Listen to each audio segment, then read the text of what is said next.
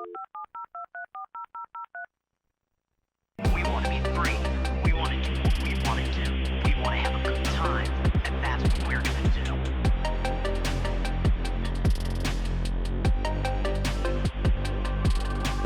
We're going to have a good time. Hello, everyone, and welcome back to another episode of Bygone Bros. We are starting with another topic this week from the, I guess it would be maybe 80s into 90s eras. And it's one that I have a lot of, I guess, fondness for, but we'll get to some reasons why maybe it's best kind of kept in the time that it first became a thing and kind of came and went. So without further ado, I'll introduce the topic. This week, we are doing the 80s to 90s gross out fad. So the period of time where people got weirdly into, especially I think young boys and teenagers, products, shows, anything you can think of that was sort of designed to be subversive in the sense of, I guess, primarily bodily fluids, just gross, just disgusting things.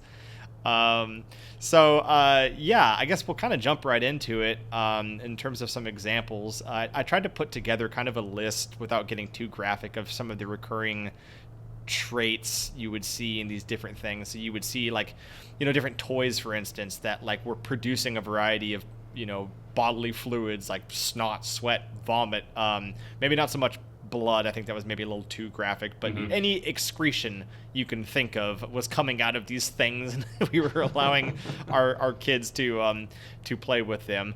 What were some of the other sort of, I guess, things that you associated with the gross out fad in terms of sort of recurring traits? Well, Kyle, I came fully prepared. I just wanted to say I got fully booger-filled nose. I got a Belch in the tank. So everybody just let whatever bodily functions you need to go while we're talking here. It's one of those. We're not going to be cutting out a lot of this. But to your point, I sort of didn't have a lot of that myself. What I had a lot of was the Nickelodeon toys, which were goos and gunks and various things like that were not specifically related to scatological humor, shall we say, but definitely played on some of those same interests that kids had and maybe aversions that parents had in terms of things being just gross and messy. There was a whole line of these things. They had names that were things you could patent but also sounded like maybe sound effects or something obscene.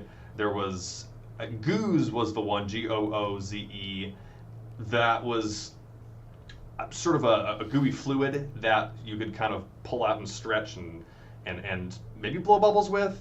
There was one that was literally just called Splat, and the label said it was for people who like to throw things, and I did that a lot.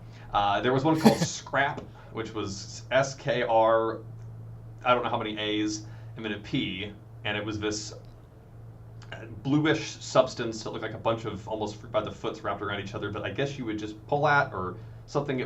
These were all sticky, and they would all leave a stain if you left them on something long enough, which I think might have been a deliberate knock-on effect.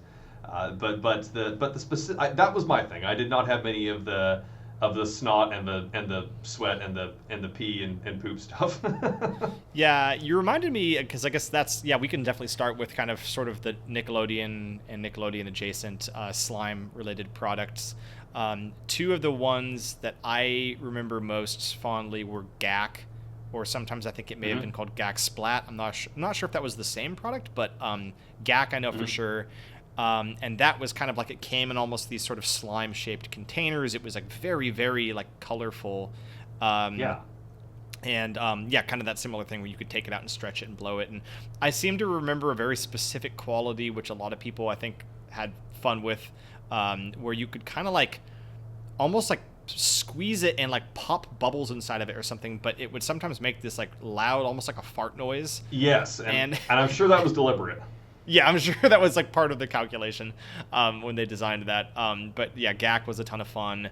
Another one that was designed to be a little bit more, I guess, creativity based was Floam. Floam, yes, which, I love Floam. Floam was kind of almost like it had like a bumpy texture to it. I don't know if there was like beads in it or what, but it was very like bumpy and moldable, and it would kind of hold form better. and you could sculpt things out of it. You could Yeah. combine different colors. You could just take one color and make, different shapes and creatures and stuff.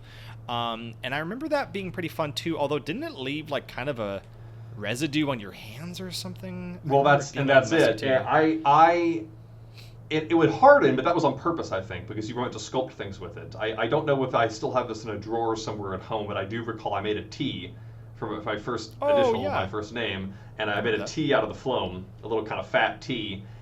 The other thing too I want to mention is, ironically, a lot of these particular products, and we might get to ones that this was not the case for, they actually smelled pretty good. They had a sort of a pleasant, like, I don't know if it was floral, and I don't know how hard I should have been inhaling it. You'd think they'd test these things before they give them to kids, but I do, the phloem in particular, I remember, I couldn't describe it, but it smelled good when it was fresh, because it was, the best way I can describe it is maybe like Dippin' Dots, the individual like particles, colorful particles, but they were combined with a kind of almost like taffy-like substance. Not silly putty, even though all of these, I think it's safe to say, were inspired in a way by silly putty. It was much more moist, I would say, and that's always bandied about as kind of a fun, gross word. But I mean, a lot of these were very moist. Did you ever just a little taste? Just a little. No, it was. I mean, I got a contact high just from the smell of it. I mean, you get a sense of what it would taste like. The forbidden Dippin' Dots. Ew. I don't remember as fondly the smell as you apparently do. I definitely can feel like the texture in my hands, and like you said, sort of that moistness, and that was kind of a memorable sensory perception of messing with those things. Yeah. But yeah, I mean, I guess it was only logical that Nickelodeon would produce those kinds of toys, because they had the whole, of course, the slime logo, the very famous Nick Slime logo. They had the sliming of guests and contestants and celebrities on a variety of shows. So yeah, at some point, almost inevitably, they were going to release that so people could, slime themselves or slime one another. Yeah. Definitely remember a lot of different slime-based products, which you could argue were like analogous to, snot or other gross things, but not necessarily advertised as being produced by a person's body. Yes, but some were. But some were, and I guess we can lateral over to a variety of toys that definitely leaned into this gross out trend. I did a little bit of research, because I must admit that, like you said, I didn't either really grow up with a lot of these. I just would see them on store shelves, but we didn't really own a lot of them, probably in part because our parents were like, yeah, that's probably not a good thing for you to be you to be playing with. That's kind of disgusting. Just a few examples I collected here. There were these things called Mad Balls, which we may have actually had one of these, but there was like I think a couple of other toys that emulated this too, but it was like these like collectible bouncy balls that were these like gross contorted like faces of monsters and characters. I think some of them were like a giant eyeball, and the idea was that you would like throw them and smash them and like really just beat up on them. And then there were certain ones too that were like almost like bean bags, where you could throw them and they would like say different catchphrases. I think we had one that was like a mummy that was a popular Halloween decoration we had, and you could throw him and he would say different stuff like, "Ha, I'm dead," and stuff like that. And that felt like almost kind of an inspired overlap with the Beanie Baby phenomenon, which is a story for another day. But I think success leaves clues, and definitely a lot of these kinds of toys, you take something that kids already love, which is like a doll or candy or action figures or something, and you just make it a little bit unsettling or obscene. Memorable in certain respects. Yeah. Maybe that's another way to look at it. There was a few more I actually found through a little research of collecting just different examples out there that I don't know we ever saw as kids. One of them was called Breath Blasters, which were these little squeezable figure, little monster characters. And when you'd squeeze them, they would produce like really disgusting odors. I don't know if it was like a fluid inside of them or what was the source of the smell, but you could like spray them. And then in the advertising, it was like this, this little punk kid going up to his little sister and his teacher and his parents and like blasting them with this funk. And it's like, again, with these chemicals, it's like, I don't know what those things were producing. Yeah, I feel like you couldn't make those anymore because if somebody cracked one open on a plane, it would be considered biological warfare. I mean, I think you're describing Axe deodorant, which went through its own cycle of becoming. That's the contemporary. Not to bury the lead here, but that's maybe the contemporary version of this. Is you yourself become the disgusting thing. Right. Exactly. So yeah, there were those. There was some WWF back before it was WWE. Prior to that, when it was still WWF, there were some wrestling toys called Maximum Sweat, where it was popular wrestlers like The Rock and so on, and these like hunky wrestler toys where you'd squeeze them and they would like excrete sweat. Oh, like boy. They would become like almost like slimy. With, like the sweat that you would load into them and then they would produce, and somehow the sweat action was supposed to make them more fun to play with. So you had those. You had your, of course, Garbage Pail Kids, which was more of a collectible card line than a toy line. And that's funny because that definitely is like the 80s. I would go I would go so far as to say that's probably the earliest prominent example I can think of something like that aimed ostensibly towards children. Yeah. Because, we pull back the cameras. I mean, scatological humor has been something that humans have enjoyed in some capacity for as long as we have records. The taboo, the off-color, the irreverent. You can go back and find etchings in Pompeii of people saying all kinds of awful things about each other's extremities and excretions. And I think it wasn't really, at least in the Western world, until about that period where, for better or worse, the Reagan administration started to relax what you can advertise to kids on network television, and then we start getting all of these things. I think it is a definite cultural shift that I think came about right around the turn of the 90s. Yeah, I think so too. I don't know if, we didn't obviously grow up in the really with any culture resembling the 60s or 70s. There was some bleed over from the 80s because we were born in the early 90s.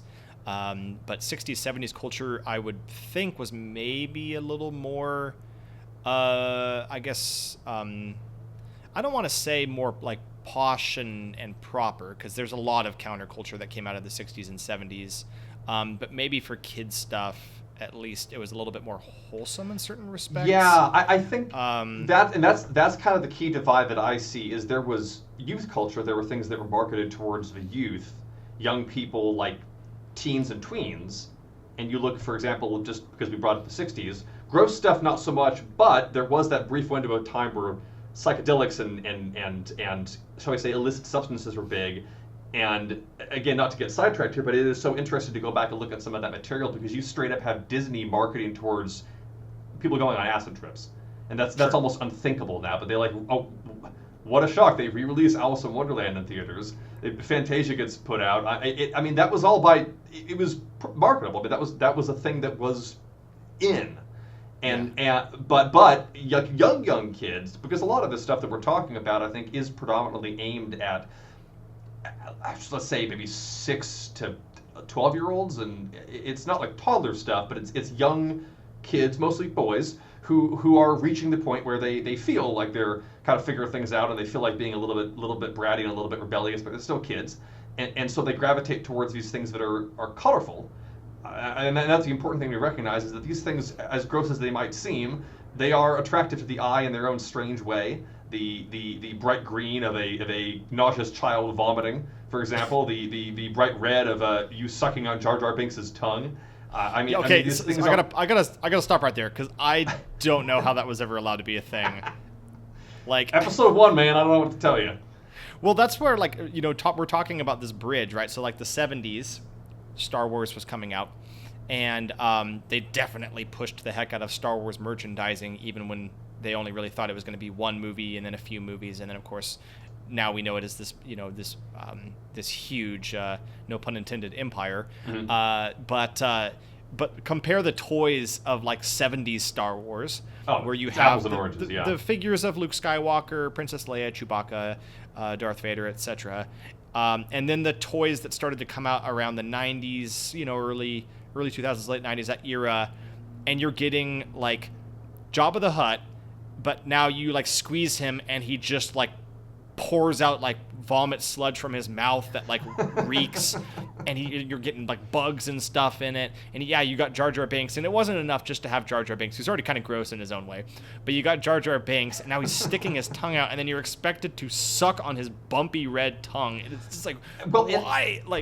And that Jar Jar specifically, though, I don't think is an accident. I mean, I'm not saying that people would have been sucking on Obi-Wan's tongue, but sucking on Yoda's tongue like a Dalai Lama.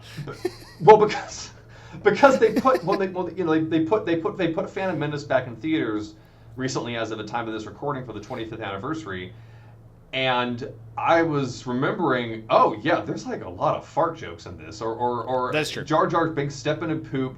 A creature whose name I don't even know breaks wind in front of him. He gets his tongue caught in that thing and it's flopping around, which is kind of gross in its own way. He's shooting his tongue out at the dinner table. He's falling all over the place like Charlie Chaplin. I think it's one of those things where, again, and I have a lot of goodwill towards that movie because I saw it as a kid and enjoyed it as a kid, but as an adult on the cold light of day, I'm sitting there thinking, oh wow, yeah, this has not appeared before or since in the Star Wars movies, and I'm totally okay with that. I mean, there's comedy in the Star Wars movies, and here's the thing. Again, not to make this a Star Wars conversation. That's a different topic. But there are people that I think get a little bit precious about those movies. And at the end of the day, it's family entertainment. They were making action figures of these things in the 70s. It's always been for kids. Not just for kids, but it's always been for kids. But the Jar Jar stuff, that was just for children. I mean, that's different. There's for kids, and then there's just for children. And we're obviously all here enjoying things that we have for children, but this. That's what I'm talking about, where you see when it just because Star Wars, as you mentioned, is such a cultural institution, and we can see the ways that the stories that it tells have changed over the decades, about 50 years at this point. You look at the Star Wars movies from the 70s, and either the Star Wars media that's coming out now, and then you got the Star Wars media from 1999. And there's nothing I can say about Phantom Menace that hasn't already been said, just to put a bow on this. But as far as the subject that we're talking about, yeah, Jar Jar Binks making an ass of himself, that's a big part of it. And being really gross all the while. Yeah. But that is an interesting example of how like one property changed its approach towards kind of marketing and appealing to kids over the decades, Yeah. Television shows. Yeah, I was just about to say, let's talk a little bit about TV shows, because there was definitely a lot that came out during that period of time that leaned very hard into the gross out fad. What are some examples you can think of? Well, I mean, the two titans in that area are Cartoon Network, but also Nickelodeon, we talked about a moment ago. I mean, where to even start? SpongeBob is the one that comes to mind for me just because I loved that show so much growing up, but it definitely did have a reputation for some moments that got pretty unsettling or unpleasant, and they would have those parts where it would zoom in and it's still framed that was comedically overly realistic or detailed, and those would be... Does this look unsure to you? Yes, like just veins popping out or something else, and this is not from that time, but it is from that series, so I'm going to hold it to account for this. I already know what you're about to say. Listeners and viewers at home, I'm not going to just Google Squidward's toenail. And that's all I'm going to say about that. But I fell off of the show, just getting older, moving on. But they doubled down on that stuff about a decade after its sell-by date. That's the way that I would put it, because yeah, the thing about that stuff, the thing about, again, spit and teeth being bared and people's butts all over the place. I mean, that you reach a point of diminishing returns, where it's something that's provocative at a certain point, but after that, it just becomes off-putting to adults and children. Yeah, I know this is slightly off topic because it doesn't count as being from the 80s and 90s, but yes, Squidward's toenail. There's an episode where SpongeBob gets a splinter in, I think, his thumb. Mm-hmm. View that at your own risk. And then there's another one, which I think is specifically the end of an episode, where like a bunch of the characters get like spliced together by like a machine or a ray or something, and then there's like some like capital B body horror. It's just a scene from a Cronenberg movie, and I've seen plenty of those myself, so I'm not inherently opposed to it. But I did like his in a children's show, though. I did like Squidward's line on that. It all started the day I was born. But again, SpongeBob, great show. I love it. Yes. But the thing is, and it's a little bit interesting, and I think that you and I are kind of in the same boat, Kyle. Growing up, there was a period of time where, for various reasons, we just did not have network television. We would watch television. We watched television, but it was often at relatives' homes. It was not a habitual thing. We mainly watched films on VHS and DVD and played video games. So a lot of these kinds of shows I would catch incidentally when I was over at a friend's or over at a relative's for some occasion. But I only really have known bits and pieces of them, and I would have media detritus of them around the house. Real Monsters, that's one that kind of got by on that look. Rugrats, Ren and Stimpy, all that classic Supo stuff that came out around that period, where just the mere animation style, even irrespective of what anybody was doing at any given moment, was just rough, and people are covered in hair and they have prominent dimples, and it was purposefully sort of off-putting. And if I had to guess, not to kind of answer a question that might have been asked in a moment, but I think a lot of that was maybe a reaction to or a shift from the look of a lot of cartoons in the 80s, which were often very clean looking. They weren't pristine, but you look, I would say, at shows that are kind of a little bit before our time, like say He-Man or Transformers, and they have a hand-drawn rough look to them, but it's very much like these clean machines and these chiseled heroes, and a lot of these pulp figures that are like ripped right out of a comic book that's very sexy and very, very colorful. And then we come to the 90s, and we have this indie attitude. We have Kevin Smith out there making Clerks out of his back pocket in black and white. We have this Quentin Tarantino. We have this idea, this scrappiness, this outsider attitude, whether it's a pose or whether it's legit. And I think a lot of that bled over into the kinds of media that was marketed towards kids. Do you think some of that may have been, I know it was a big contributor, but like, how much of this do you think was driven by the popularity of The Simpsons and Bart Simpson specifically?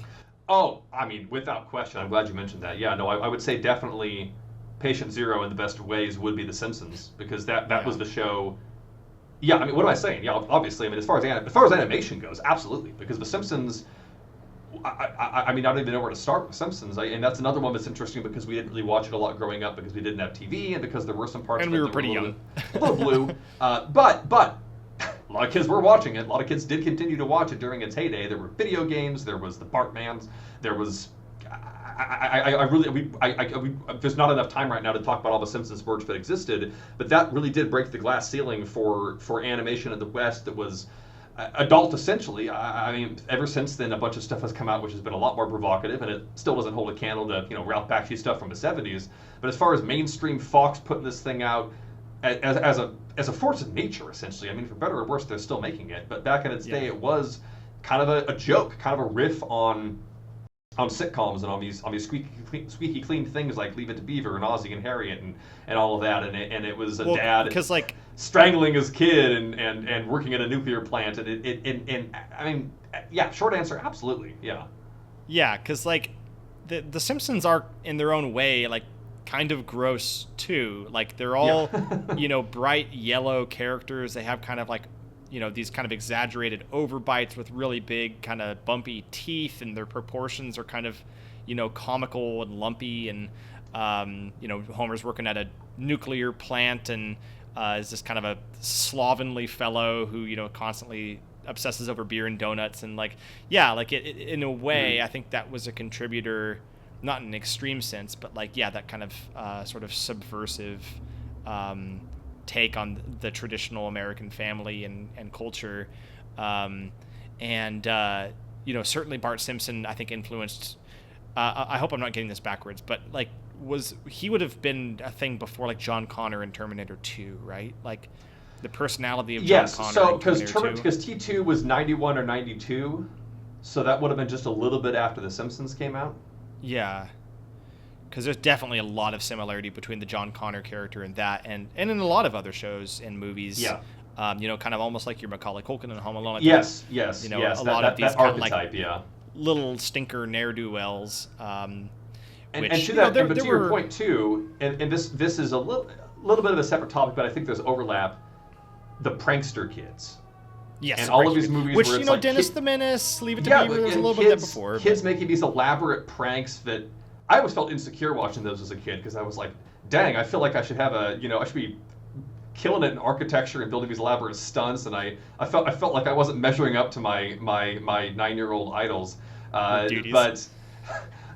But to that point, yeah, Home Alone, and also in those movies, he's pouring like goo on people and getting them covered in oil and feathers, and there is a gross out quality Tarantula. to that. Yes, that is the same kind of thing where there's this archetype of a creature or a little animal or a little person that just causes mischief and just makes a mess of things, or spills Pepsi all over people's pizza or whatever in Home Alone. It's mischief makers, essentially, as the video game title went.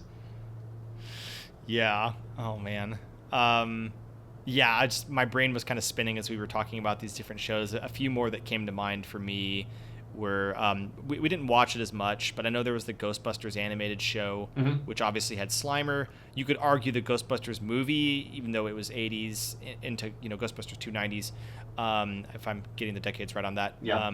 That had a lot of kind of gross out humor. Yeah, with and I slime think and, that I would say it's probably maybe not a direct missing link, but I think the continued popularity of the media and of the show in particular, which I really got to catch up on, because Ghostbusters, just for the record, folks, is my favorite movie of all time, and I have never watched a second of the real Ghostbusters. I hear nothing but good things about it from folks who grew up with it, and I think absolutely Slimer is a little mascot. People getting slimed, the beams going everywhere, other kinds of stuff like that.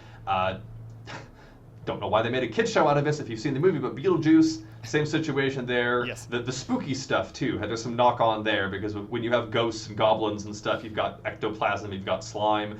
It writes itself as far as the subject matter goes. Yeah, absolutely. Yeah, things that are kind of lightly on the horror side. We've already mentioned some, like All Real Monsters, but Yeah.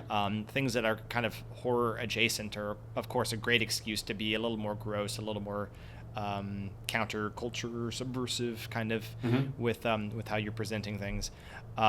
So yeah, those are definitely excellent examples as well. Ninja Turtles had a lot of that. The Teenage Mutant Ninja Turtles. Oh, absolutely. A That's bunch of gross little radioactive turtles turning into ninjas and eating gooey, drippy pizza. Yeah, and that's slime and that's everywhere. and that's. I mean, the name itself is kind of a mess, and it obviously it came from a comic book which was a little bit more hard, essentially. But Teenage Mutant Ninja Turtles, already you're hitting people with 4 pretty incongruous concepts. And I think it's good branding in that way, and obviously when you've got all these ridiculous creatures and you're able to make figurines of them that you can sell, and that's tale as old as, well, not time, but old as the last 40 years or so. Make these weird creepy creatures so they're distinctive, and you can make figurines of them, and kids can dress up as them as such, and yeah, it all comes together.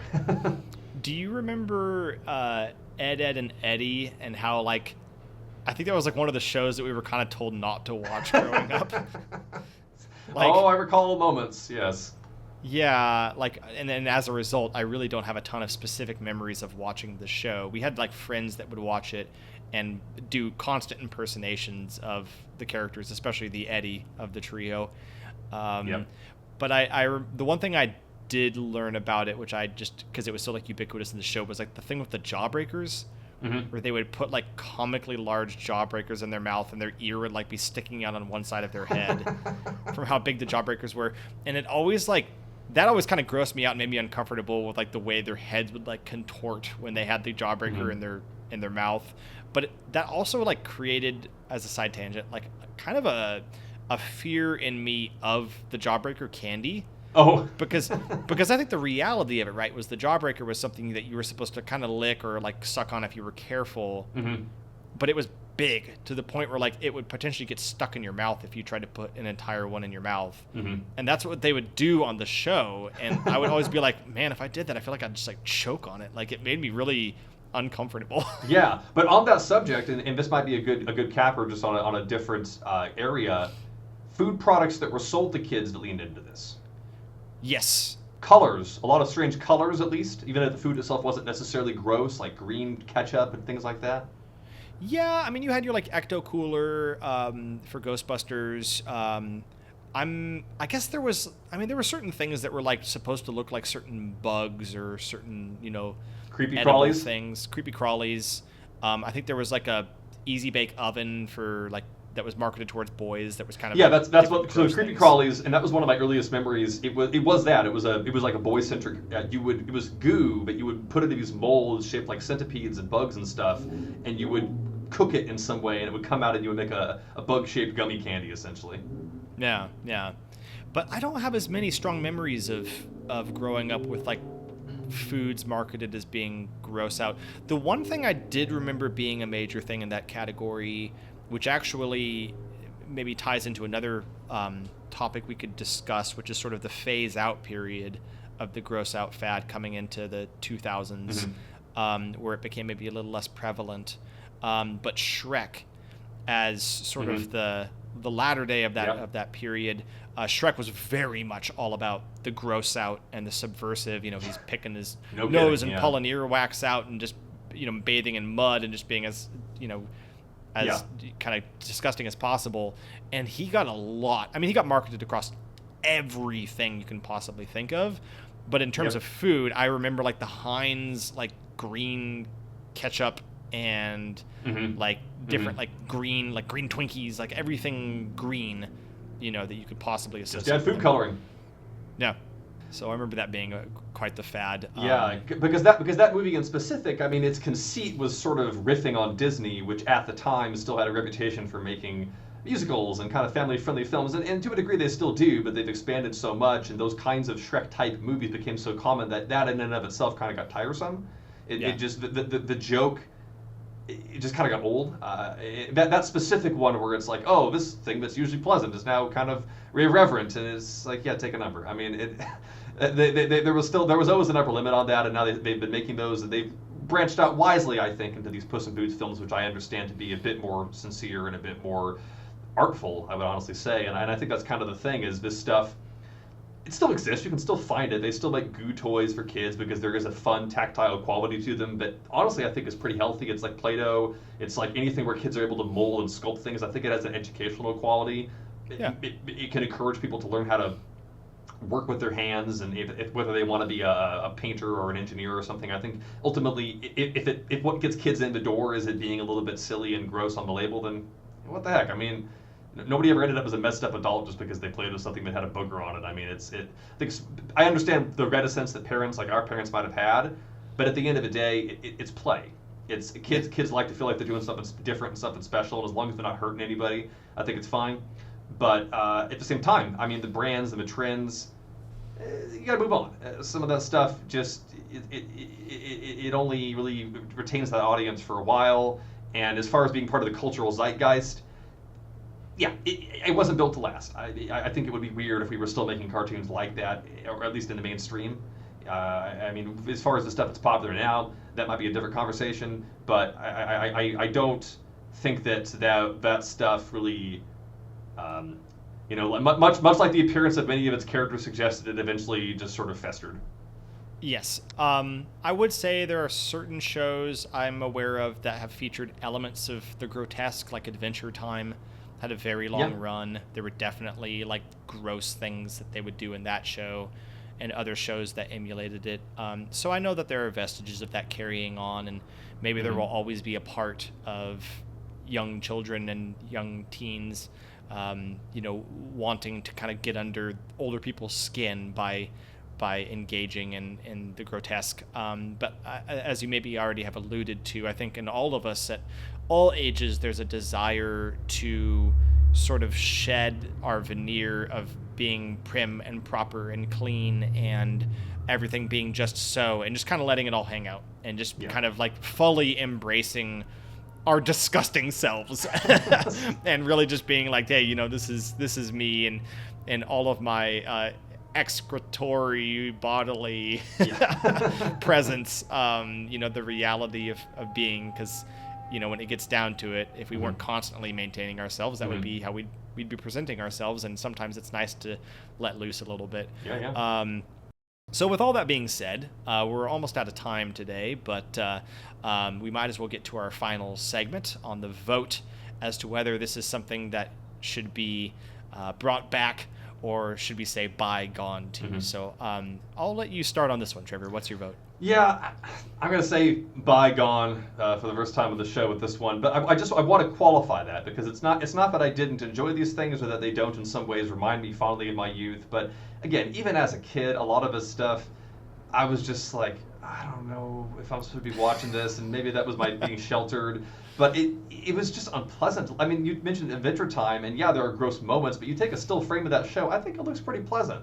I mean, I look at a still image of some of these cartoons on Nickelodeon, and I lose my appetite. And this is not a moral judgment, but it is an explanation for why some of this stuff was the way it was. You look up some of the stuff, and allegedly, I don't want to catch a defamation charge here, but some of the stuff about like Dan Schneider and Crick Falusi, whatever the guy was that made Ren and Stimpy, some messed up people, and a lot of that was being brought into the material that they were putting into this stuff. And that doesn't mean the people who watched it were messed up, or if you like it, you're messed up, but some of this stuff was coming from somewhere, and I don't know that we need to necessarily keep that vibe going around. I'll just leave it at that. Yeah. But yeah, no, I don't think we need these kinds of shows anymore. People want to make homages to them, or not just shows, but other media. If you want to do a throwback to it, great. But I think let's leave it in the 90s. Yeah, I've just a quick note on that. I've heard some things even with more modern shows, like, you know, I'm not going to say this is true or false, but I've heard accusations being thrown about like Rick and Morty, which is a very disgusting show from what I understand. Yeah, I'm amazed you got this far without mentioning that, but maybe it's for the best. Yeah, but that show is very much rooted in the grotesque and gross out, and the creator on that has had his own controversies, so I'll leave it at that. But in terms of my vote, I agree. I would say bygone. I also grew up with this stuff largely being sort of confused why my contemporaries were so into it. It doesn't mean that I thought I was better than them, or that I was like a man-child, you know, a child in a man's, or wait, man in a child's body. Now I'm a child in a man's body. Now I used you're to be going a to man catch in some a child's allegations. body. In my own controversy. No, but like I think I was kind of mature for my age. But yeah, it just never really interested me. I don't have any memories of playing with these toys and really, you know, maybe our parents could correct us, but I don't remember ever being like, ooh, I'm really like grossing people out with this, and I'm really just loving the fact that I'm being, you know, just nasty with these things and these shows, and a lot of those things I think I enjoyed despite how they looked. With a lot of those cartoons, and not because of it. And you know, looking back on some of those shows, it is kind of hard to watch some of them just from a purely visual standpoint. A lot of those toys were just kind of like, you know, like spraying gross things in people's faces, or a sweating action figure is just kind of like, I don't know why, you know, I can't relate to the kind of person who is really into that thing. If you liked that, that's perfectly fine, and I'm sure you had an awesome childhood, and like that's cool. But yeah, it just was never really for me then. It's not really for me now. I just think that there's a time and a place to do the gross out thing, to kind of be, you know, I don't know if truest is the word, but like your most like letting loose form, where you're not holding anything back, and you're not worrying about, you know, your runny nose, or how sweaty you are, or whether you have a lot of acne or anything like that. And obviously there's no reason for people to be ashamed of those things, but there are certain societal expectations and standards of beauty and things like that, and there's times where it's just like nice to shed all of that and just be, you know, yourself. Kind of everything's just kind of out there. But I don't necessarily have a fondness for that in terms of like toys and shows and things like that leaned maybe not necessarily too much into it, but just wasn't something that I was like really engaging in to that extreme. Yeah, that's so fair. Yeah, but anyway, that's 2 votes for bygone. So this is the first time that something that we've discussed on this show is I guess getting flushed down the toilet, and what better than scatological humor to be the first one to do so. So that concludes this episode. We will be back again soon with another topic for us to discuss. Any other closing remarks, Trevor?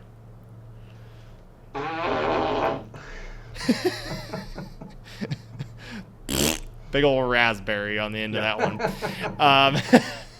So, all right. Well, thank you all for tuning in. Thank you very much for humoring us with this this episode on gross out things. And I've been your co-host, Kyle White. I'm Trevor White. And we are the Bygone Bros. Right. Take it easy. Bye.